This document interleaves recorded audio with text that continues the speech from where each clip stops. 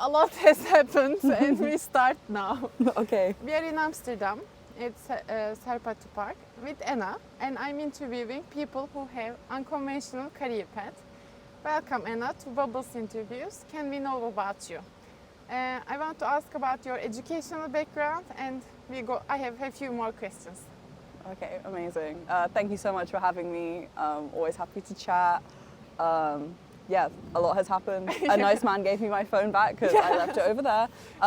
We were switching spots to test the best spot here. That's the best but view we found they can it. get. Yes. We found it. So, starting, I guess, education is a good place to start. When I was younger, I'm from a very small town, countryside background. There's less than 1,000 people in the village where I'm from. I grew up going to a primary school where there were like 8 people in my class. After that, went to high school that was also very small, which, that was just like general studies around all of the subjects, but it was also where I first encountered graphic design as a class. Realized I really enjoyed that and kind of wanted to pursue it, wanted to be open to doing something creative. Sometimes it needs encouragement to pursue things around creativity, because I think every job is very risky to have, but I think people think that creative jobs are pursuing is not that common. How did you find encouragement from yourself or from your surroundings? How did that happen, that you knew that you wanted to be creative? I think ever since childhood I've always loved creative things, and I've always loved like drawing, collaging, being messy as a kid, and also like running around outside. I used to build dens with my friends from like sticks and stuff, build little like shelters and things. So I always liked making stuff, and I think part of it came down to the really lovely teacher I had, who was my graphics teacher, Mrs. Homewood, shout out. And she really supported me in my creativity there. I was having a hard time at high school with my mental health. I was like maybe not going in as much as I should, but she was always really kind and supportive of me. And I think sometimes just the support from one person, the right person, can mean all the difference. Yes, exactly. That was a very lucky thing that you met her throughout your earlier years.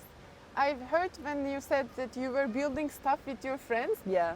I think maybe, I don't know, I want to ask about this, that when you are in a small village, you are more free to do things because there is less danger and you can do crazy stuff around neighborhoods. That happened. Okay, great. Yeah, we used to run around and go in like the old abandoned farm buildings. We used to climb on the hay bales. Yeah, it was a really nice childhood existence. And I also think I was probably the last generation before iPad children happened. Okay, great. So I didn't, things were much more physical and IRL in those days. Amazing.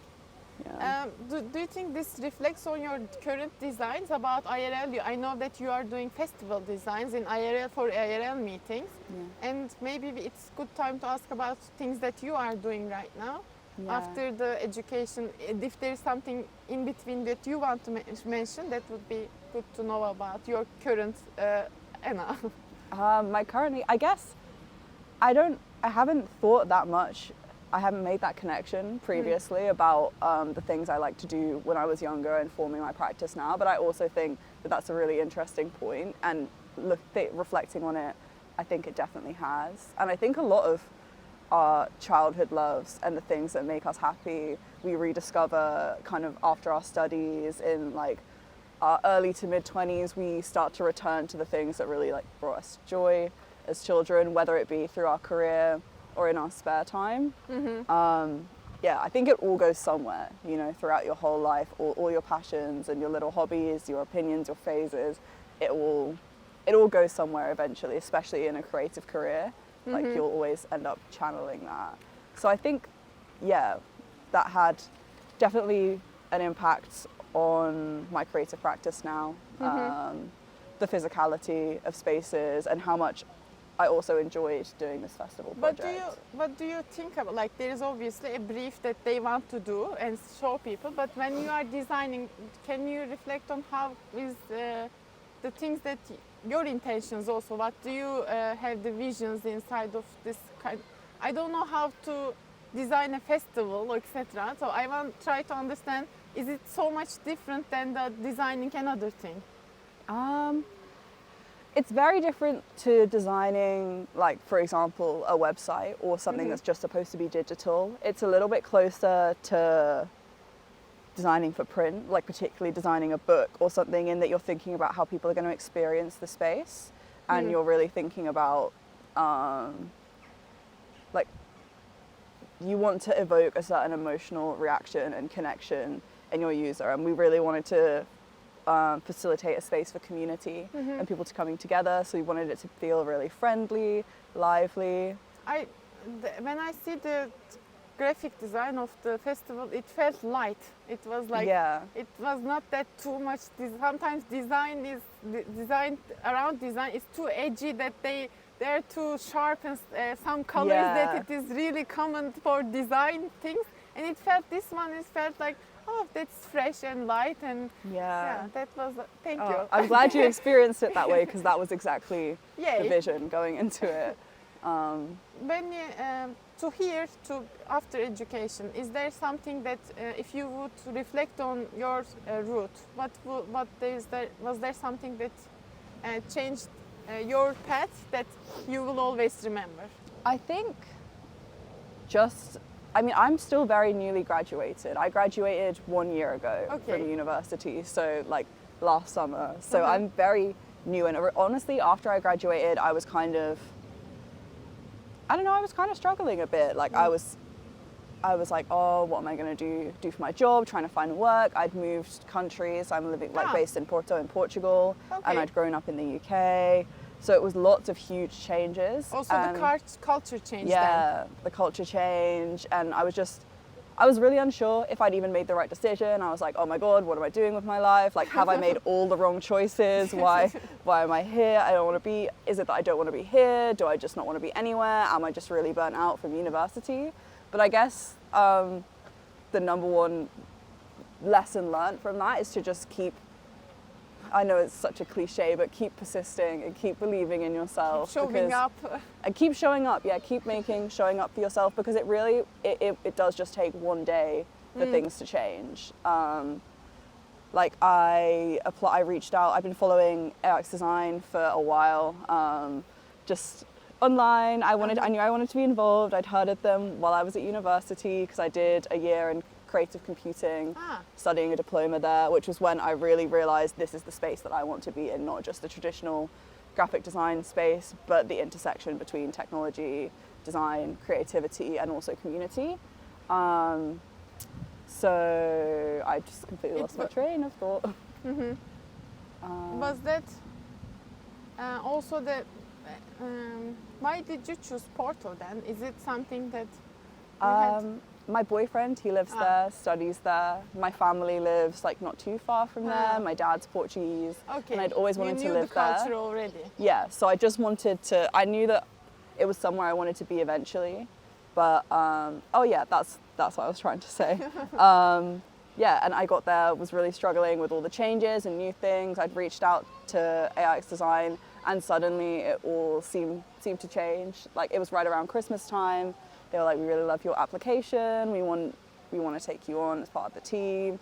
Normally, like it happened very quickly. I think normally it doesn't always happen that fast, but if it's on the right click thing, I think things can go really, really fast. Sometimes it just clicks, and you realize you're in the right place. You're working with people whose brains work in the same way as you. Sometimes I can think in a very non-linear way. I can be a bit all over the place, and like the whole team also like has a lot of space for different kinds of ways of thinking and ways of processing information, and I think that was great. Since December for 5 months now, or 6 months that you're working with the team, and then after your graduation somehow that you were independent by yourself. If you could compare this first year, the first half and the second half, what is the thing that you is it better to be with a community to do things, or was it something like, so maybe when you are independent, you can decide things and execute them, but when you are with a group, sometimes you need to explain the design decisions. Like, I want to understand how is that working for you?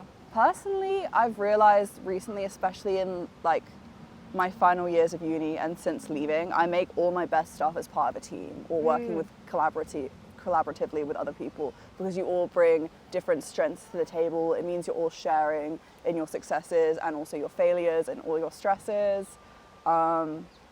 Maybe it's because of being like an only child growing up, being very kind of introspective, but it means now I just really love to be around people. I love to be a part of a team, to be able to share and exchange ideas, like swap projects, co-work together. So for me, I really prefer working as part of a team, or at least with like another collaborator and as part of a community. I don't know, I think we're all searching for some kind of sense of community and belonging. If people don't know about AIX design, now I have a sticker here on your designs, and I want to ask about, like, could you explain what AIX design doing for people to know about, or are they welcome to join, or?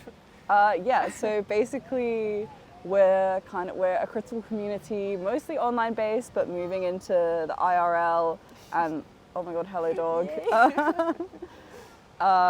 Like conducting critical AI research into how these tools can be utilized and hacked and repurposed to be for the rest of us, not just all these tech giants or people with a very traditional education. Like the AI user or the AI enthusiast doesn't just look like one thing. It's not just a man wearing a turtleneck, you know? It's not just a white man in a turtleneck.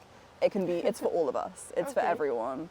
And if you could, like, you could change everything, let's say, who would be your AI community people, target people that you would want to solve, maybe solving a problem or starting a community for a special kind of group of people? What would be your ideal target group? Would be fun for you to work with? I'm trying to get to this section about your future. So you are doing things today, and there are more people coming up around the park. It's the playing time.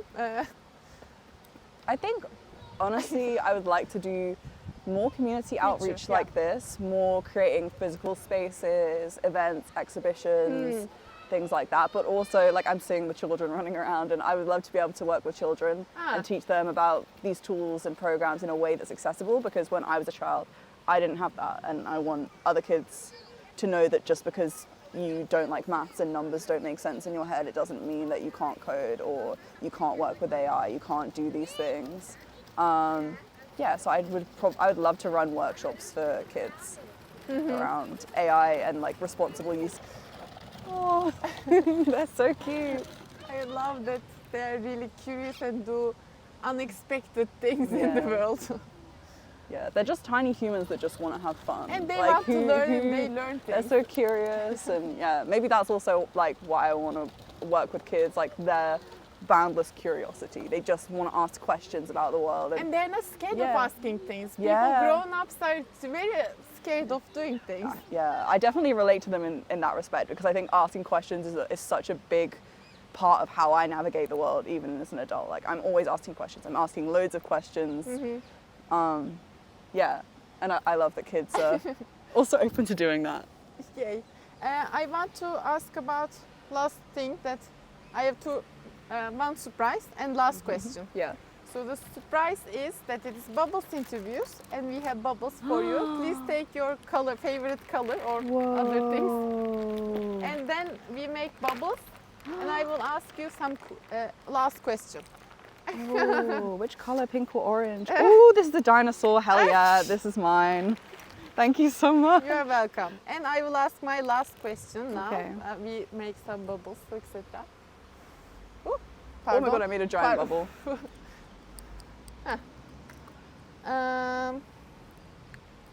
My last question is, when you were a child, when people ask you, what did you be wanted when you grow up? What did you say? What was your answer to this? I said I wanted to be a zoologist. Zoologist? Yeah, Okay. because I love nature What and the animals. zoologist? Okay. I mean, it's nothing to do really with what I'm doing now, I guess, but I don't know.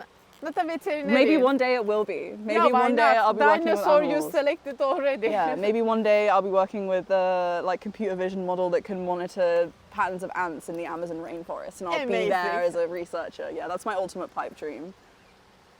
Great. I'm really never bad at blowing heard the this. bubbles. Great. I'm happy that we recorded this video together. Yes, and me too. We will watch this in 10 years and say, oh, we were planning a lot of things. Yeah. Yeah. Oh, and Thank we'll watch you. this in 10 years and all the kids that walked past will be like Oh, adults. yeah. Trippy. We will be very old. Okay, great.